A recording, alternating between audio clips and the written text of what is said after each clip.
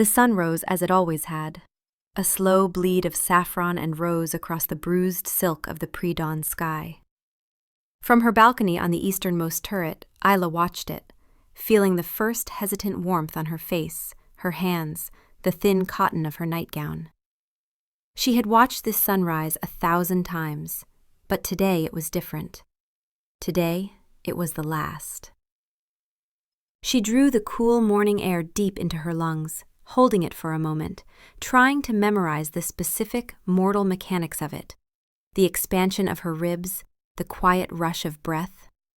Tomorrow, she would not need to breathe. Tomorrow, the sun would be her enemy, a magnificent, lethal fire she could never again feel as a caress. Her last birthday as a human.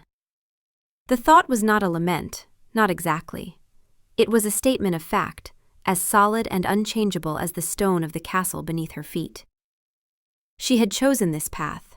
She had chosen Vlad, had chosen eternity with him over the fleeting, sun-drenched brevity of a mortal life. It was a choice she would make again, in a heartbeat that would soon cease to beat. And yet, a choice did not erase what was being left behind.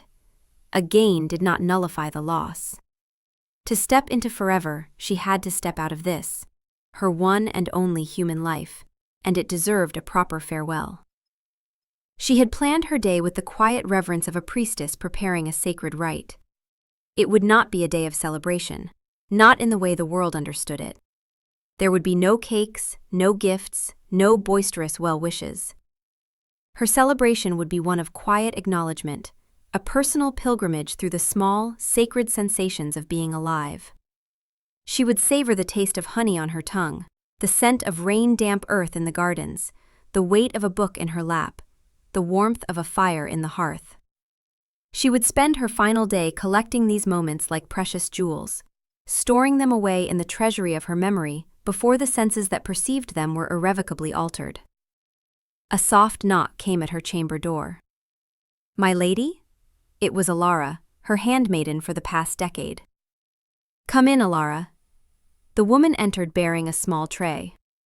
On it was a single crust of fresh bread, a small pot of golden honey, and a cup of warmed milk.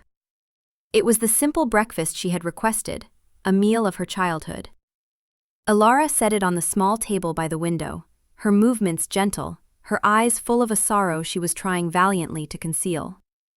The entire castle staff knew what tomorrow signified. They saw the gain of an eternal queen, but they also felt the loss of the warm-blooded girl who had grown up within these walls. "Happy birthday, my lady," Alara whispered, her voice thick. Isla offered her a small, genuine smile. "Thank you, Alara. That is all I will need for now. Please, tell the staff they are not to disturb me today. I wish for solitude." Alara curtsied, her gaze lingering on Isla for a moment too long. "As you wish, my lady." She backed out of the room, closing the door with a soft click that sounded like a final seal.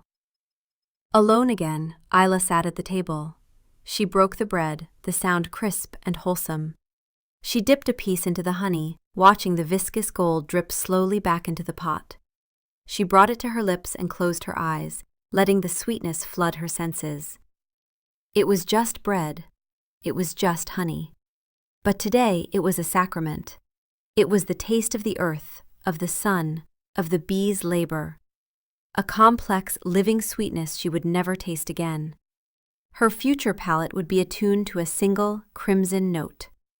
She ate slowly, deliberately, making the small meal last as long as she could. Each bite was a farewell. With every swallow, she felt a profound and aching tenderness for the simple, fragile body that had carried her through 25 years of life, this beautiful, temporary vessel she was about to leave behind. She did not weep. The grief was too deep for tears, a quiet, resonant ache in the hollow of her chest. This was her vigil, and she would keep it alone. She had expected to. She knew Vlad was consumed. But a small, traitorous part of her heart had hoped he might remember the day, not for the celebration it wasn't, but for the farewell it was. After her meal, she dressed not in the fine silks of a lady of the court, but in a simple woolen dress, the kind she might have worn for a walk in the country. She left her chambers and moved through the castle, her footsteps echoing in the quiet corridors. The guards she passed bowed their heads in silent respect, their expressions a mixture of awe and pity. She was becoming something more, but they all knew she was losing something too. She avoided the great hall and the council chambers, knowing they would be abuzz with activity, with the final, frantic preparations for the ceremony tomorrow night. Vlad would be there, at the center of it all. She could picture him perfectly, his brow furrowed in concentration, his voice a low, commanding rumble as he issued orders, his entire being focused on a singular goal: her safety. He was obsessed with the perfection of the turning. He had spent months consulting with ancient texts, reinforcing the castle's defenses, personally vetting every guard who would be on duty. He spoke of risk, of the moment of transition being one of profound vulnerability, of historical precedents where ceremonies had been attacked by rivals. His concern was a testament to his love, she knew. He was building a fortress around her future, ensuring her passage into eternity was flawless and secure. She loved him for it, for his fierce, unwavering protectiveness. But as she walked alone through the sun-drenched courtyard, his meticulous planning felt a world away from the simple, profound thing she was experiencing now. He was so focused on making sure she survived tomorrow that he had missed the fact that a part of her was dying today. She found her way to the castle library, a place that had been her sanctuary since childhood. The air inside was thick with the scent of aging paper and beeswax. Sunlight streamed through the high arched windows, illuminating dancing motes of dust, turning them into a swirling galaxy of tiny golden stars. She ran her fingers along the spines of the books, the worn leather a familiar comfort. These were stories of mortal heroes, of fleeting loves and tragic ends, of lives that burned bright and brief. Soon she would have eternity to read, but she would read these same stories with a different heart, a different understanding. She would be outside of it, a permanent observer looking back at the frantic, beautiful dance of humanity. She pulled a volume of poetry from a shelf, a collection of sonnets about love and the changing seasons, and settled into a window seat, the warm stone beneath her a pleasing weight. She didn't read the words. She simply held the book and watched the light move across the floor, tracing the slow, inexorable passage of her last, human afternoon. A profound loneliness settled over her, heavier than the silence of the library. It was the loneliness of being the only one of your kind, standing on a shore that no one else could see, preparing to cross an ocean no one else was sailing. She was not unloved, but in this specific, sacred moment of goodbye, she was utterly, completely alone. And the one person she wished could stand on this shore with her was busy building the ship, forgetting that the most important part of any journey is the farewell to the land you are leaving behind. The sun began its descent, painting the sky in hues of apricot and lavender. Isla remained in the window seat of the library, the book of poetry resting forgotten in her lap. She had watched the bar of sunlight creep across the stone floor, a slow, golden clock ticking away the final hours of her mortal life. She tracked its progress with a detached sort of reverence, as if she were a scientist observing a rare and beautiful phenomenon that would never occur again. In a way, it was true. For her, this specific quality of light, this gentle, life-giving warmth, was nearing its end. The light that would define her new existence was the cold, sterile luminescence of the moon. She tried to absorb the warmth through her skin, to store it deep in her bones, a memory of heat to carry with her into the long, cool night of eternity. She thought of Vlad, and the ache in her chest sharpened. It was not anger, not even disappointment, but a grief that was layered and complex. She grieved for her own fading humanity, and she grieved for this small, invisible gulf that had opened between them. He was a creature of the night, centuries old. How could he possibly remember the visceral, poignant significance of a single, sunlit day? For him, days were things to be endured, slept through, waited out until the moon rose and the world truly began. For her, today, this single day was everything. It was the summation of her entire life, the final, precious bead on a finite string. He was planning for 1,000 years of tomorrows, while all she needed was for him to be with her in the sacred quiet of this one, today. She finally rose from the window seat as the last sliver of sun dipped below the horizon, leaving the sky a deep, velvety indigo.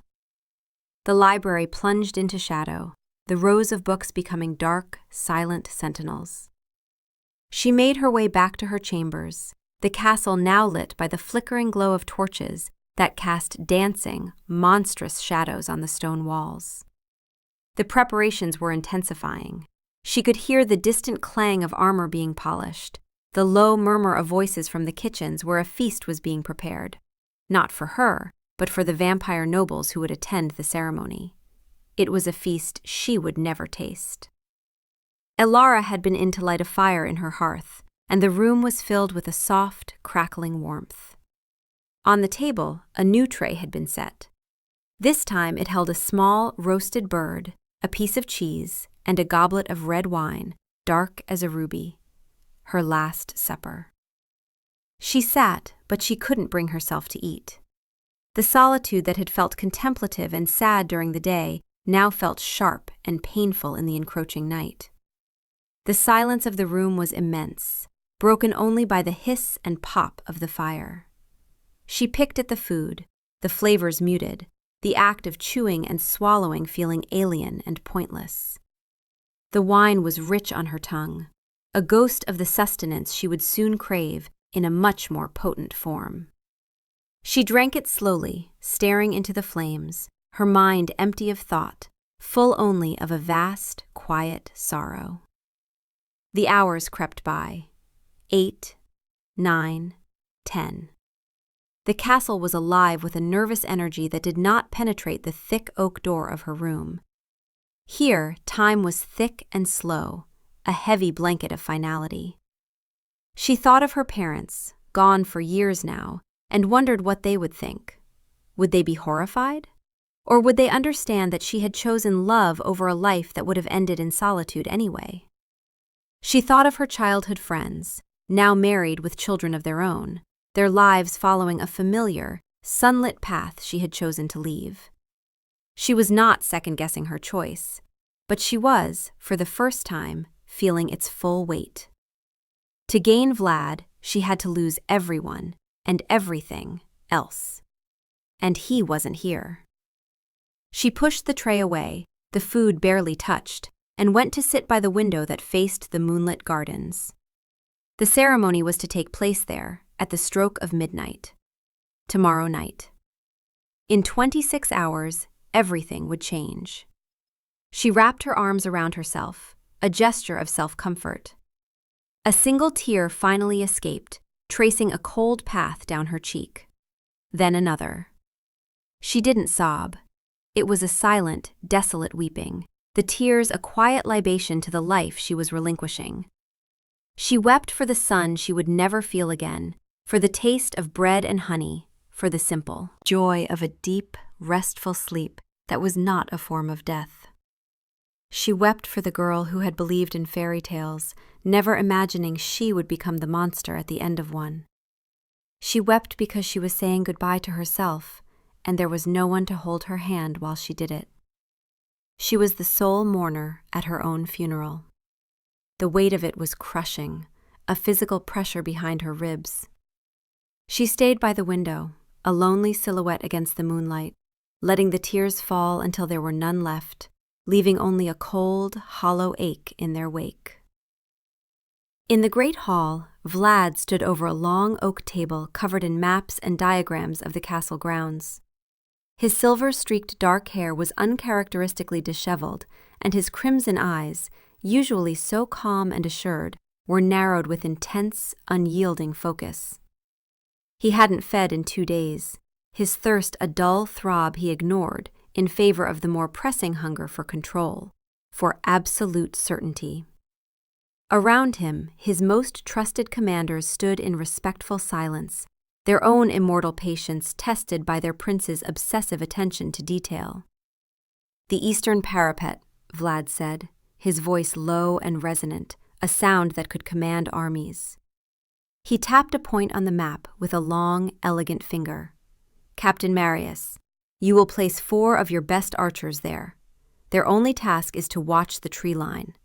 Anything, a flicker of movement, a bird startled from its perch, you report it."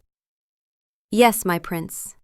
Marius, a vampire whose face was a roadmap of ancient battles, responded with a crisp nod. "The ceremonial garden itself," Vlad continued, shifting his attention to a more detailed drawing. "Lord Valerius, your contingent will form the inner circle. No one, and I mean no one, passes without my express permission. Not a servant, not a visiting noble, not my own brother. Is that understood?" Valerius, younger and more eager, bowed his head. "Perfectly, my prince. They will be a wall of stone and steel around the lady." Vlad straightened up, running a hand over his face. He felt the weariness not in his body, which was tireless, but in his mind. For 300 years he had ruled this kingdom, navigated treacherous politics, and waged wars against formidable enemies. He had never felt this level of raw, gnawing anxiety. It was different when it was Isla. She was his calm, his center, the anchor that had grounded his long, lonely existence. But she was also human. She was fragile. The moment of her turning, the sacred space between her last human breath and her first immortal one, was a moment of supreme vulnerability. A single, well-aimed silver arrow, a dose of poison in the ceremonial chalice, a surprise attack from an old rival seeking to wound him in the most profound way possible. The possibilities for disaster were endless, and they played out in his mind in a relentless, horrifying loop. His love for her was a fierce, possessive thing, an ancient fire rekindled. The thought of losing her, especially in the very act of trying to bind her to him forever, was more terrifying than any death he had ever faced. So he planned. He strategized. He built layers upon layers of security, a fortress of paranoia around a single, precious moment. He was determined to control every variable, to eliminate every conceivable threat. He would not allow fate or chance to have any say in the matter. Her future was a delicate, priceless artifact, and he was encasing it in iron. A young servant, pale and trembling in the intimidating presence of the vampire lords, scurried into the hall. He approached Vlad's second-in-command, Dmitri, and whispered something, handing him a small, folded note. Dmitri glanced at it and then approached Vlad. "My prince," he said softly so the others wouldn't hear. "A message from the Lady Isla." Vlad didn't even look at it. His eyes were still fixed on the map, on the imagined threats lurking in the shadows. "What is it?" he asked, his tone clipped, impatient. She asks if you might join her for a moment on the eastern balcony, to watch the sunset." Vlad's jaw tightened. A sunset, a triviality. He had 100 more details to confirm, guard rotations to finalize, contingencies to plan for. He couldn't be distracted by sentimental whims. "Not now, Dmitri. Tell her I am occupied with matters of her own security. This is critical. She will understand." Dmitri hesitated. "My prince, today is the 19th of September." Vlad waved a dismissive hand, his focus already returning to the placement of sentries along the western wall. "I am aware of the date. We are running out of time. Now, about the escape tunnels." Dmitri bowed his head and retreated, the unspoken words dying on his lips. He sent the servant away with a message of polite regret. Vlad never noticed the exchange. He was lost in a world of tactics and shadows, fighting a war for a future that was not yet guaranteed. completely oblivious to the quiet, personal battle being lost in the present, just a few hundred feet away in a sunlit room. He saw his actions as the ultimate expression of his love. He was protecting her life, her eternity. He was so consumed with the monumental task of keeping her safe tomorrow that he failed to see the simple, human need she had for him today. He was building a magnificent, impenetrable castle for her, but he had left her to sit in it all alone. The irony was a blade he could not yet feel, poised to strike him later, in the quiet of the night, when all the plans were made and the silence finally descended. For now, there was still work to be done. There were still threats to neutralize. The present moment, with its fleeting sunsets and quiet needs, was a luxury he believed neither of them could afford. The sun had long vanished, and the moon, a perfect, chillingly bright disk, had climbed high into the star-dusted sky. Isla sat by her window, the fire in the hearth now reduced to a bed of glowing embers. The tears had dried on her cheeks, leaving behind a tight, cold sensation. The profound sadness had settled into a state of weary resignation. This was her path. She had chosen it. The loneliness was simply part of the price. She had wrapped herself in a thick woolen blanket, but the chill she felt was internal, a deep cold that no fire could touch. It was the cold of a goodbye that had gone unwitnessed.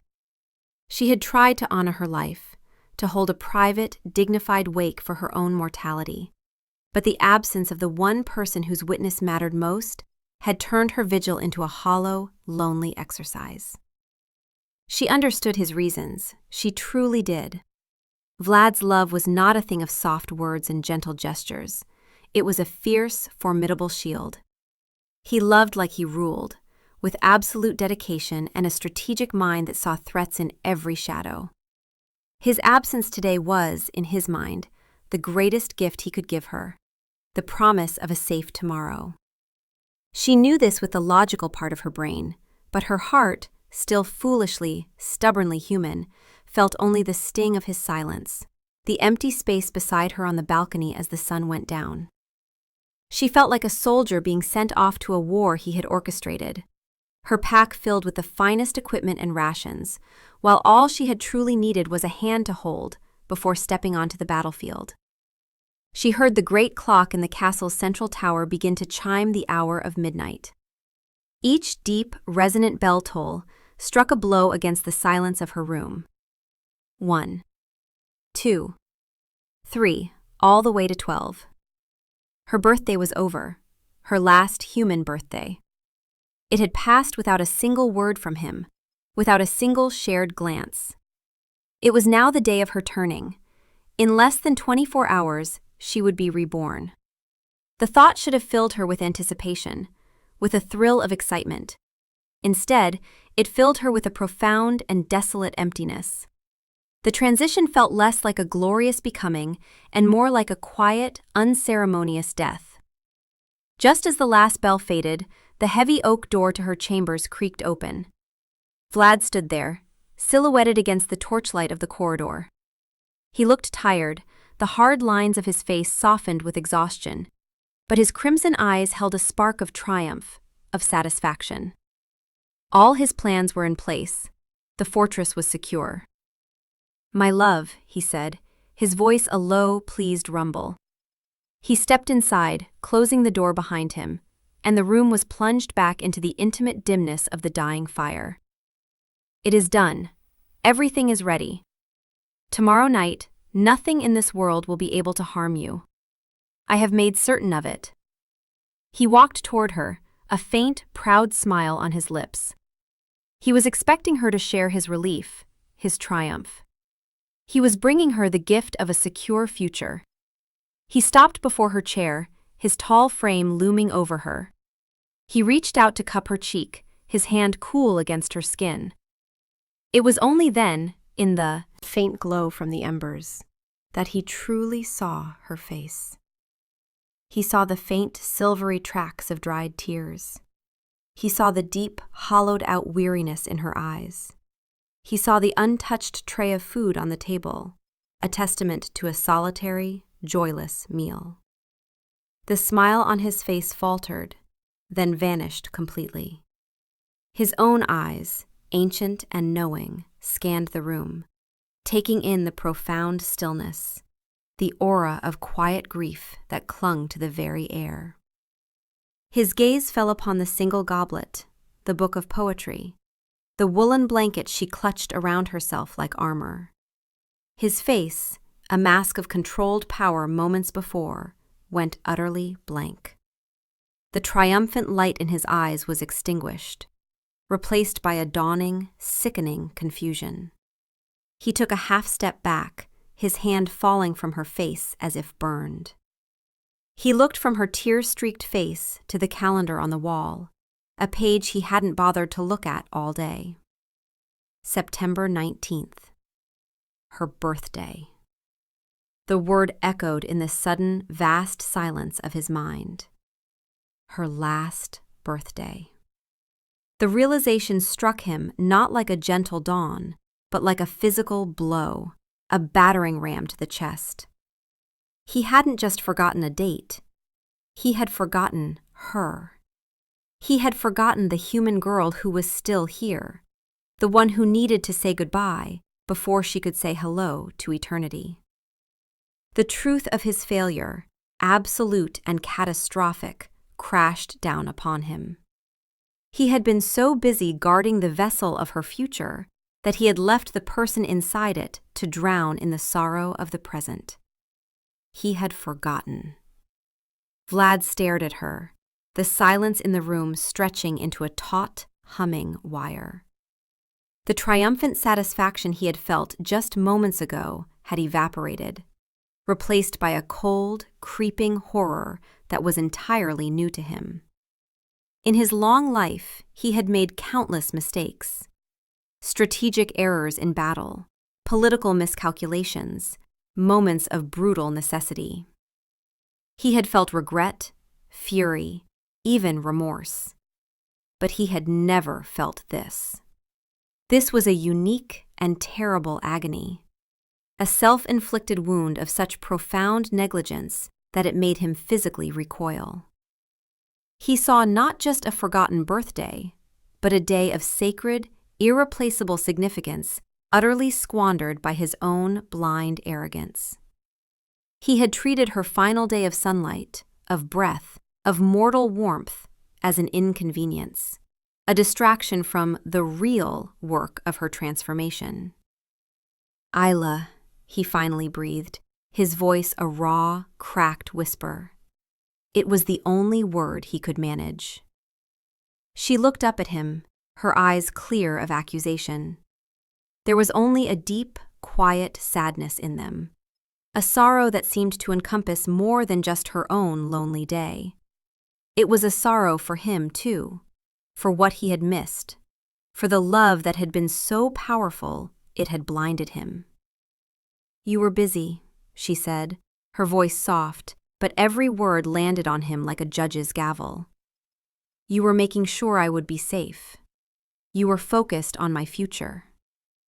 Her understanding was 1,000 times more damning than any anger could have been. It offered him no quarter, no excuse to hide behind. She saw his intentions, and in her grace was willing to absolve him. But he could not absolve himself. Her words illuminated the full, terrible scope of his failure. "I ignored your present," he countered, the words tearing from his throat, rough with self-loathing.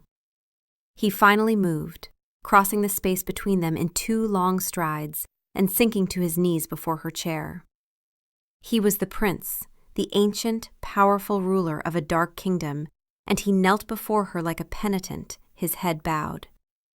"I ignored you.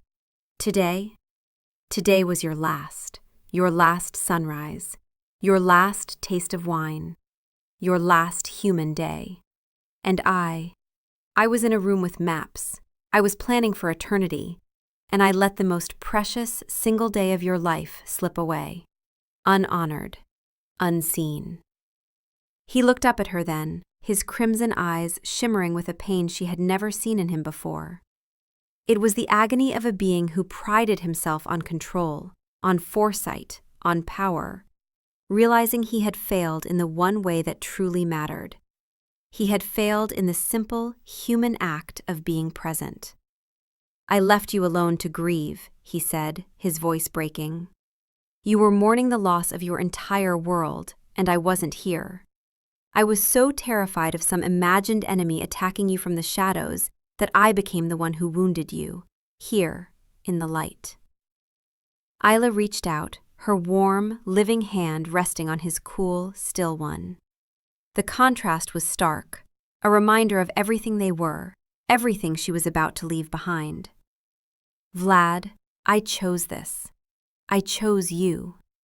I knew there would be sacrifices." "This shouldn't have been one of them," he insisted, his voice rising with the force of his anguish. "Your life, your humanity, it is not some trivial thing to be discarded like an old coat. It is precious. It is the very thing I fell in love with, the warmth in your skin, the beat of your heart, the way you see the beauty in a fleeting sunset. I was supposed to be the guardian of your transition, and instead, I acted like a common thief, trying to rush you out of your own life so I could have you in mine. I have been a fool. A selfish, arrogant fool." He took her hand, lifting it to his lips. His own skin was cold as marble against hers. The ceremony preparations, the guards, the chalice, none of it matters. Not if the woman at the center of it is entering eternity with a heart full of unmourned sorrows. Not if she feels her human life was erased rather than honored. He stood up abruptly, pacing the room like a caged panther. The meticulous planner, the great strategist, was gone. In his place was a man undone by a simple, profound realization. He stopped, his back to her, looking out the window at the cold, indifferent moon. "We will not do it," he said, his voice firm, resolute. Isla frowned, confused. "Not do what?" He turned back to face her, his eyes blazing with a new, fierce determination. "The ceremony. We will not do it tomorrow. We will postpone it." The statement was so radical, so unthinkable, that it took her a moment to process. Postpone it? After months of planning? With nobles from across the continent already arriving? "Vlad, we can't. Everything is ready. It would be chaos." "Let it be chaos," he declared, striding back to her. He knelt again, taking both of her hands in his. His grip was urgent, desperate. "What is one night of chaos compared to an eternity of regret? I will not let your first memory of immortality be one of loneliness and sorrow. I will not let you be reborn from a place of loss. It must be a culmination, a celebration, an arrival that is only possible because you have had a proper, beautiful farewell."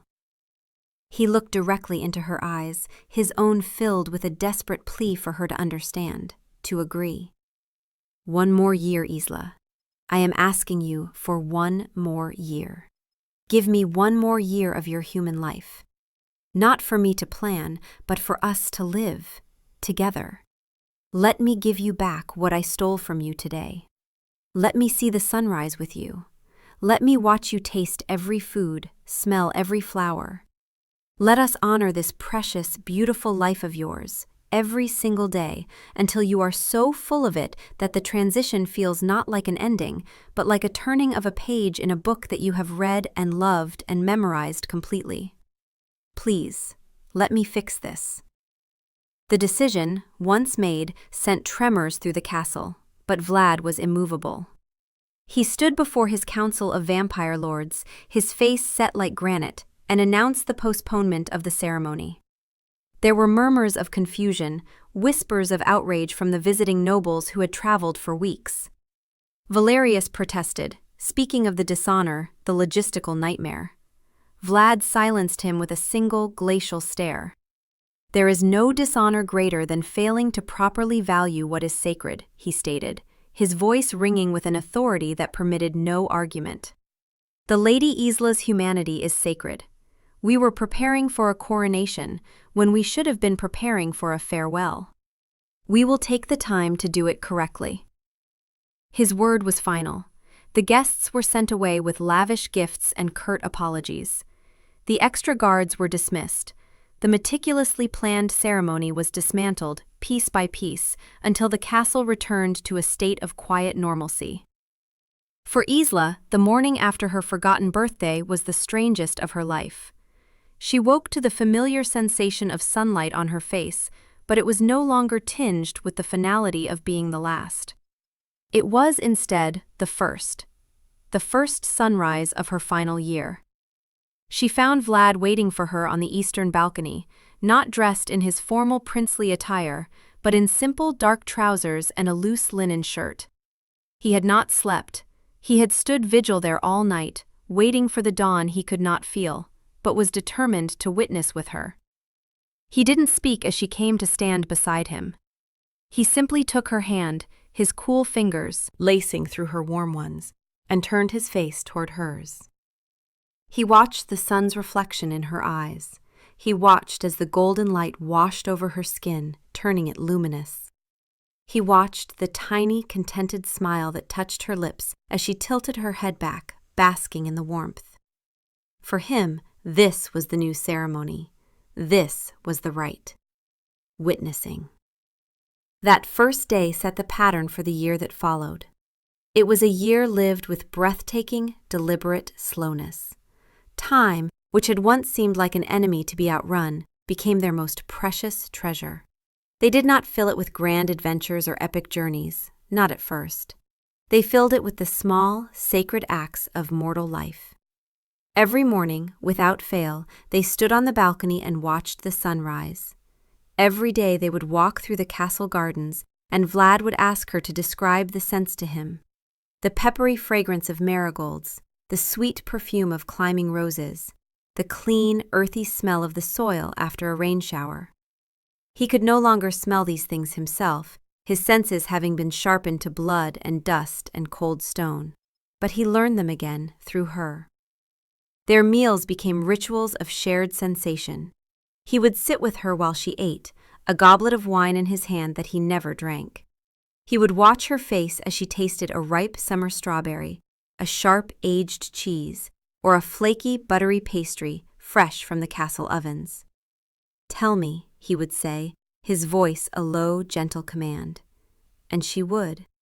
She would describe the burst of sweetness, the crumble of the texture, the lingering warmth of the spices. She put words to the simple, profound pleasures he had long forgotten, and in doing so, she savored them more deeply than she ever had before. His focused presence turned a simple meal into a symphony. He was not just atoning for his mistake, he was actively falling in love with her humanity all over again, seeing its fragile, fleeting beauty with the clarity of one who had lost it centuries ago. He learned to be present in a way he had never been before. His mind, usually occupied with matters of state and strategy, became centered on the here and now. He listened, not just to her words, but to the quiet rhythms of her life. He learned the sound of her breathing as she slept, a soft, gentle tide he would guard through the night. He would sit with her by the fire in the evenings while she read, content to simply share the silence, to exist in the same warm, firelit space. He, who had commanded armies and shaped the course of nations, discovered a deeper power in the simple act of being with her.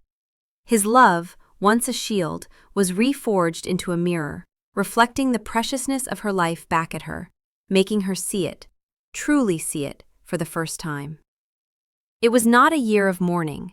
It was a year of profound, exquisite, and joyful appreciation. As the seasons turned, their quiet rituals expanded. They traveled to the coast, a place Isla had only read about in books. Vlad, cloaked and hooded against the possibility of a lingering sun, stood back in the shadows of the cliffs while she walked barefoot in the surf. He watched her shiver with delight as the cold water foamed around her ankles. He listened to her laughter, bright and clear as a bell, as she chased the sandpipers along the shore. That night, they sat on the beach under a canopy of stars, and she told him about the feeling of the immense, breathing ocean, the taste of salt on her lips, the raw power of the waves. He told her stories of the stars, of constellations that had shifted over the centuries, of celestial events he had witnessed that mortal astronomers had yet to discover. They were two beings from different worlds, night and day, mortality and eternity, meeting on a shore of shared wonder. They visited bustling city markets where Isla delighted in the chaos of color, sound, and smell. Vlad, a discreet shadow moving at her side, watched as she haggled with merchants over a bolt of silk, as she sampled roasted nuts from a street vendor, her face alight with simple pleasure. For his sake, she began to document her experiences, not in a diary of feelings, but in a journal of sensations. She wrote down the exact texture of velvet, the surprising weight of a pomegranate, the complex aroma of a spice merchant's stall. It was a gift for him, a way for him to access the world he had left behind, but it was also a gift for herself. The act of observing and recording heightened her own awareness, making every moment more vibrant, more potent. For Vlad, this year was a revelation. He saw how much he had forgotten, how much he had taken for granted before his own turning so long ago. He had viewed his immortality as a state of being, but now he saw it also as a state of loss. Through Isla's eyes, he rediscovered the world. He had thought he was giving her a gift of time, a way to ease her transition, but he slowly realized that she was the one giving the gift. She was giving him a final, beautiful tour of a life he had thought was gone forever. The fear and paranoia that had driven him to sequester her melted away, replaced by a deep, abiding trust in the present moment. He learned that the best way to protect her was not to build walls around her future, but to fully inhabit the present with her. His love became less about possession and more about reverence. He was no longer just her lover and her prince. He was the devoted custodian of her final mortal year, the high priest at a year-long ceremony honoring her life. The year passed, a string of perfectly rendered, deeply felt moments. Spring bloomed, and they planted a garden together on the eastern side of the castle, one filled with flowers that opened at dawn. Isla would tend to it in the mornings, and Vlad would come at dusk to see the results of her work, to touch the petals she described as feeling like silk and velvet. Summer arrived, hot and lazy, and they spent long afternoons by a shaded stream. Isla reading aloud to him from books of mortal poetry and history. He would lie with his head in her lap, his eyes closed, listening not just to the stories, but to the gentle, living cadence of her voice, the sound of her heart beating steadily beneath her ribs. It was a sound he would miss with an ache he could not yet comprehend. Autumn came, and the world turned to gold and crimson. They rode horses through the rustling forests, the crisp air invigorating Isla, making her cheeks flush with color. Vlad watched her, a queen in her own right, perfectly at home in the vibrant, dying world. He saw that her connection to the cycles of life and death was not a weakness to be overcome, but a profound source of her strength and beauty. He had once seen her humanity as a fragile flame he needed to protect from the wind. Now he saw it as a magnificent bonfire, and his role was simply to bear witness to its glorious, brilliant light before it transformed into the eternal, steady glow of a star. He understood now that you could not fully embrace the star without first paying homage to the fire. As her next birthday approached, the one that would truly be her last as a human, Vlad began to make new preparations. These were not the frantic, fearful plans of the year before. There were no extra guards, no obsessive security reviews. Instead, he sent out invitations to every corner of the kingdom, to nobles and commoners alike.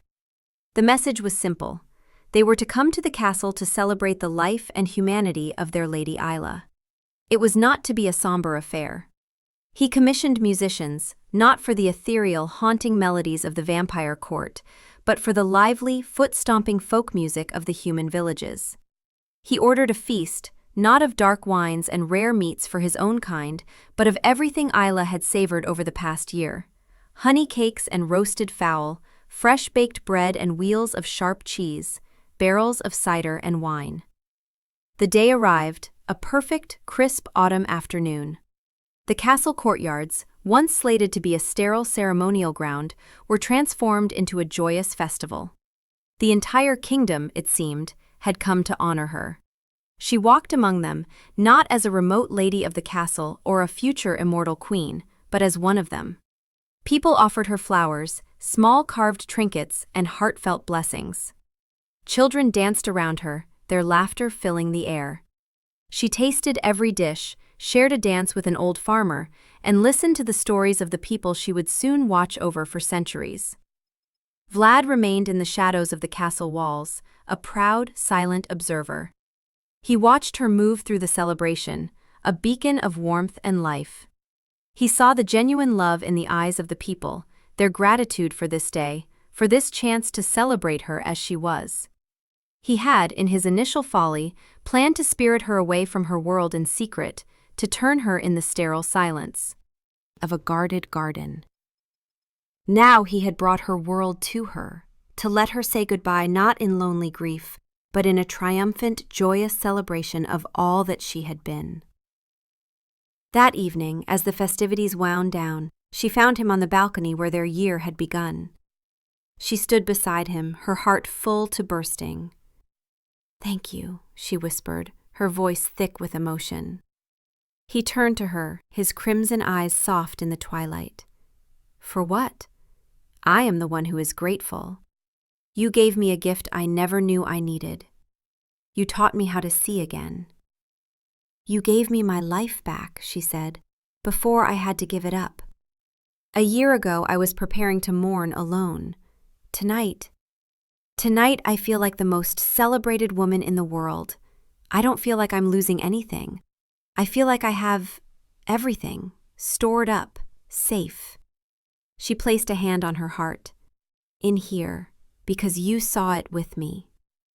He took her hand, raising it to his lips. "Your humanity is not a thing to be lost, Isla. It is a thing to be carried forward. It will be your strength, your wisdom, your grace. Tomorrow you will be immortal. But tonight," he said, his voice dropping to a reverent whisper, "tonight, you are gloriously, magnificently human. And I am honored to witness it." They stood in comfortable silence, watching the stars begin to appear, no longer separated by misunderstanding, but united in a shared, sacred purpose. The year had not been a postponement, it had been the ceremony itself. The final day dawned, quiet and serene. There was no anxiety in the air, no frantic last-minute preparations. There was only a profound sense of peace, a readiness that had been earned over 365 days of conscious, deliberate living. Isla woke and went to the balcony, Vlad already there waiting for her. They watched their last sunrise together. She didn't try to memorize it this time. She didn't need to.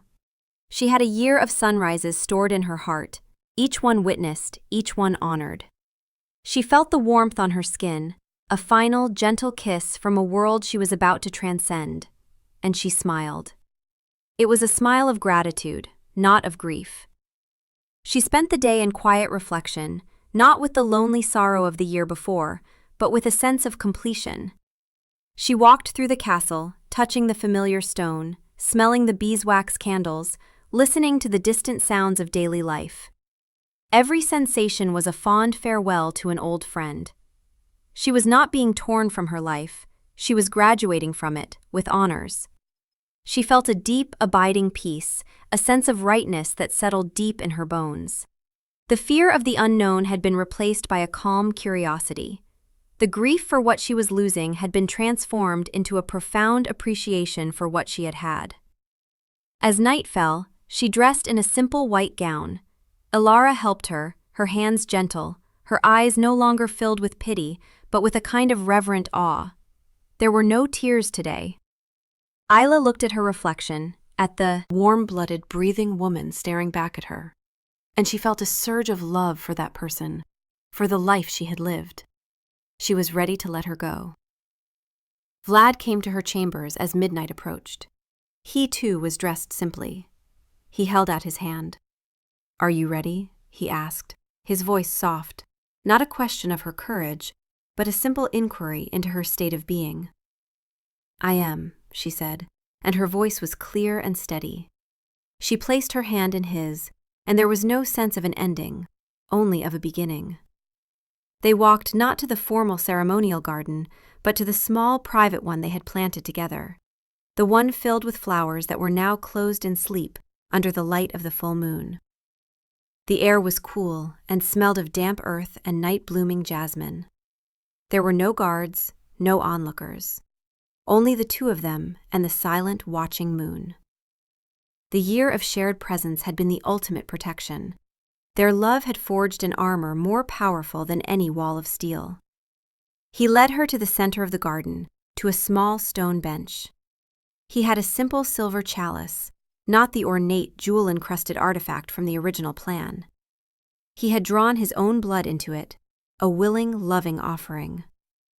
There were no ancient incantations, no grand pronouncements.